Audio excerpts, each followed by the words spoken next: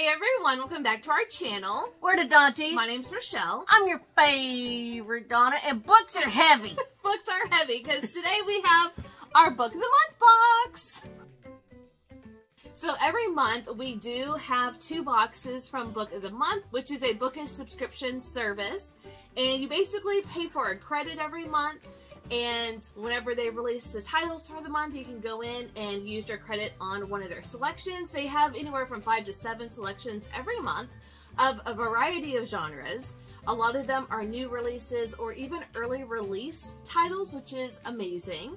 And then if you don't like anything, you can skip, or you can choose a member favorite. And then you can do some add-ons. So I know I told you the past couple of months I've been a part of the beta group where I could potentially get up to 5 books in one box, and the limit has always been 3, right? They have rolled it out to everybody, so everyone can get 5 books per month if you so choose. That's why my box so big. You bought 10 books. I did, and I am so excited. Only because I think, like, out of the 10, I think 6 of them are brand new, like from like the selections and add-ons. So sometimes, like a really popular book, they'll have it as not a Book of the Month selection, but as an add-on, which is, you know, they add new titles into the add-on section every month.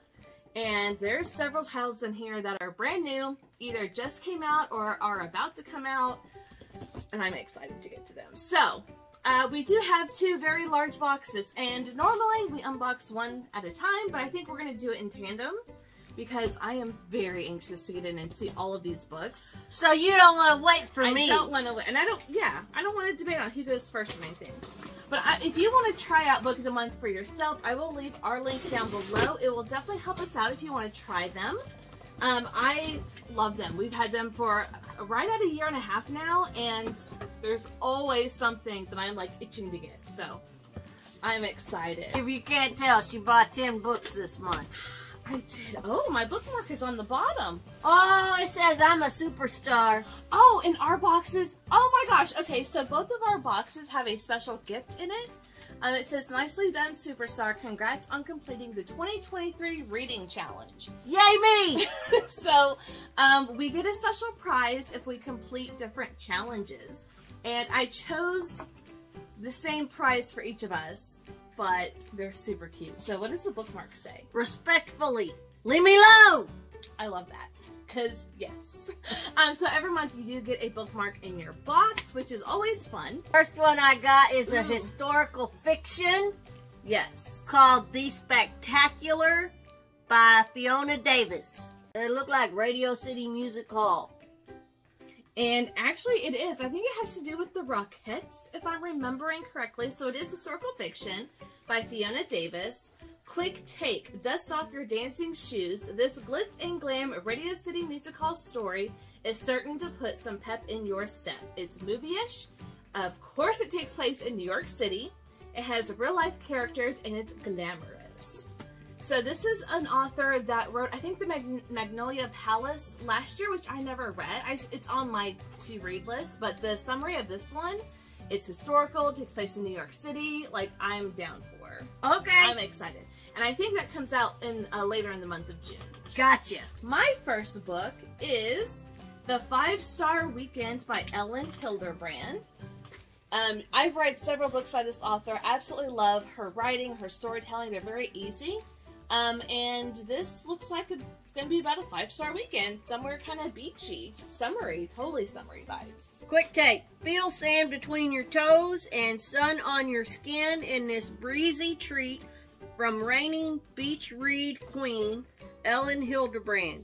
It's a light read. They got marriage issues, female relationships, and foodie. Woohoo! Okay, so just the cover alone, just all of her books just sound amazing. And I haven't really read a true summer book by her. I read her Trouble in Paradise series, which is about Christmas, like in the Caribbean, which were summery reads. They just happen to take place in the summer, or in the winter. But I'm excited for this one. And I think this comes out at the end of June. My next one, Ooh, okay. The Lies We Told by Camilla Way. So this is a thriller, and this is one of the only like 2 or 3 titles that I got that are kind of older. So this one is horror, and it says, when her boyfriend disappears, Clara must sort through his family web of lies to discover where he went, and if it's too late to save him. It's a fast read, there's puzzle aspects in it, it's psychological, and it's creepy. Hey! Which, of course, because it's a horror book. Alright! So that is one of the older titles. I'm going to turn it around on the back. 2018. Yeah, so it's several years old at this point, but it's been on my list to pick up, so now's the time. Alright. My next book is another older title from 2018 as well, and it is An Absolutely Remarkable Thing by Hank Green. And I believe this is a sci-fi. Yep, it's a sci-fi. It's an ambitious social media climber captures an absolutely remarkable thing and realizes going viral is the least of her worries. It's quirky. It's about a millennial. It's snarky. Ooh, it has an unlikable narrator. And it's fun. Buzzy. Oh my gosh, and it says it takes place in New York City. Okay, I'm just on a New York City kick because, yes. So I am excited for this one for sure. It's going to be a little bit out of my comfort zone, but that's fine. I like trying new things. And sci-fi, every time I read sci-fi, they're hits with me, so. Maybe I do like sci-fi more than I think. You only like trying new things in a book. That's true. That's true. Oh, My Murder by Katie Williams. So this is a brand new book. I believe it's classified as literary fiction. Quick take. Wife, mom, serial killer victim, clone. In this futuristic twist on a domestic suspense, a woman tries to solve her own murder. How? How you gonna solve your murder? How? It's cerebral, there's mama drama, there's a whodunit aspect, and it's unsettling. So this one, I believe that she gets murdered by the serial killer, and the government resurrects her and sends her back to her life. Something along those lines. Open the flap, open the flap. I want to see what this actually says. What if the murder you had to solve was your own? So she is the victim of a local serial killer recently brought back to life and returned to her grieving family by a government project. And now she has to try to solve her own murder. That sounds sci-fi to me. Okay, so, oh my gosh. The Wishing Game. This was my book of the month pick for the month of June. This is by Meg Schaefer, and I will tell you, I have already read this, and this is probably the best book I have read all year long. So I will be surprised if this isn't in my best books read for the month of June because I loved it so much. So what does that say? This is her debut. It's so good. And oh my gosh. This moving, transportative story follows four bookish souls competing for a rare book from their favorite author. It's quirky, it's buzzy, there's a puzzle, and you're gonna root for the underdog. So I think the best way I can describe this book, it is very reminiscent of Willy Wonka and the Chocolate Factory. Oh, I remember you telling me you were reading something like that. Yes, but make it an author and for fans of his, and they're competing for his one and only copy of his latest children's book. He's a children's author, and he puts out a contest into the world, and he selects 4 adults who all have a special connection from their childhood with him, who are fans of his children's books growing up, and they are competing for his very last and only copy of the installment in his series, which is going to be worth millions of dollars. They can publish it, they can sell it, they can do whatever they want with it. And oh my gosh. Do they blow Violet up like a blueberry? No. No, but there's riddles, there's things in here that goes over an adult's head because we overthink things. Like there's very simple riddles in here that once you hear the answer, you're like, oh, of course a child would get that right and not an adult because we think too literal or not literal enough or something. It's really fun. I loved this. I do want to reread it. Now that I have the physical copy, I definitely will because I got it through my library, which is how I was able to read it, and I'm so glad I picked it because 5 stars. I loved it. Alright, your next book? She started it! It is a thriller, It's a debut. It says revenge is a dish best served with champagne, and on this remote tropical island, it's the only thing on the menu. There's multiple viewpoints, unreliable narrator, it's action-packed, and it's an unlikable narrator as well. Hey, I bet I like it. I bet I like this one. Yes, and this one is really fun too because it has that summer vibes as well. So I'm excited for a new thriller. She started it. She started it. She started it. You always start it. No. Oh. No. You're the bad one. I'm not bad. You're just drawn that way. Okay, Jessica Rabbit. Okay. So this is one of the other older titles. It's called Golden State. Is it about the Golden State Killer? No.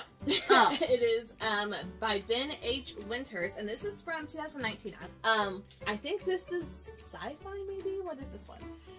This one is sci-fi. Okay. In a near-future California where lying is the greatest crime of all, a troubled cop is sworn to protect the truth, no matter the consequences. It's a fast read. It's action-packed. There's got police in it, and it's movie-ish. So it says, this is a mind-bending novel set in a world governed by absolute truth where lies are as dangerous as murder. Murder! So I think that'll be fun. That'll be different. I like that. I got one more book, and then I got something else.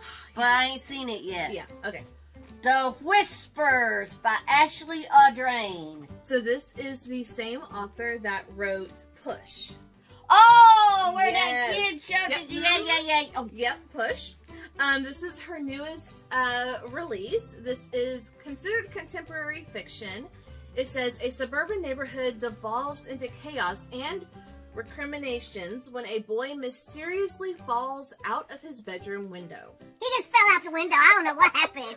She started it. It's not like I pushed him or nothing. He just fell out the window. It has multiple viewpoints, female friendships, a non-linear timeline, and suburban drama.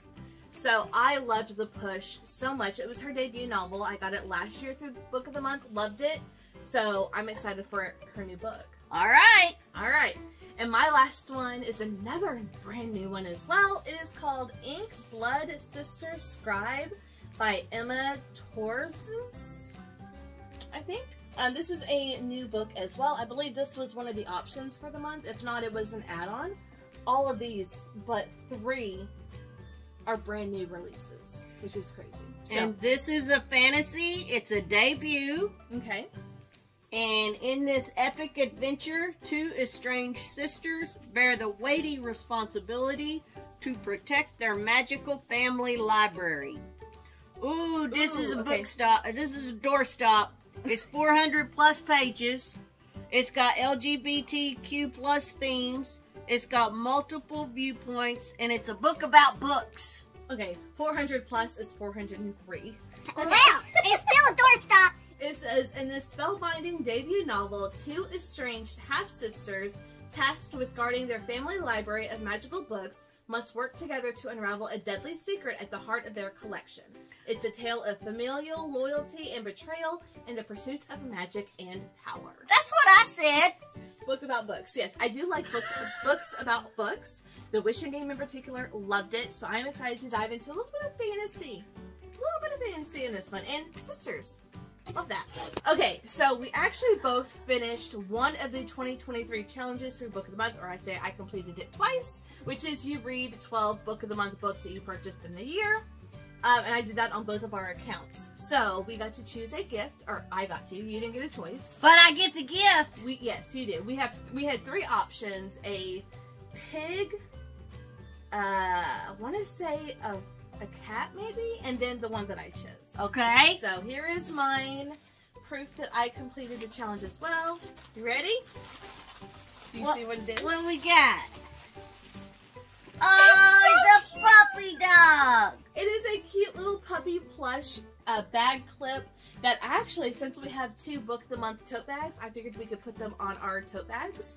But it is so cute. And yeah, the pig was adorable, but I decided to get 2 pups because we have a lot of pups. And it's so cool. At the bottom it says a Book of the Month. I don't know if that's the feet or if it's... No, that's his little bow tie. Yeah, I was going to say, or a little bow. He wearing a little bow tie. But it says Book of the Month right there. It is so cute, so soft. Not as squishy as I would want it to be, but it's very soft. Very cute. So mine had a lot of packing material in it. I don't know why, but it helped keep the books from going all over the place. So, okay, let us try to hold all these up. Books is heavy. So here is a look at all 10 books that I picked out for this month, Book of the Month boxes. Leave a comment down below. Let us know if any of these books sound good to you or if you are excited to read any of these. And if you are a member of Book of the Month, what did you select? Because I got, let's see, 1, 2, 3, 4, 5, 6, 7 out of these 10 were brand new. I love all the options. I love that we have the ability to get 5 each. I probably won't do this every month, but the first time I had to, you know, give it a go. And they had a lot of books that I wanted, so.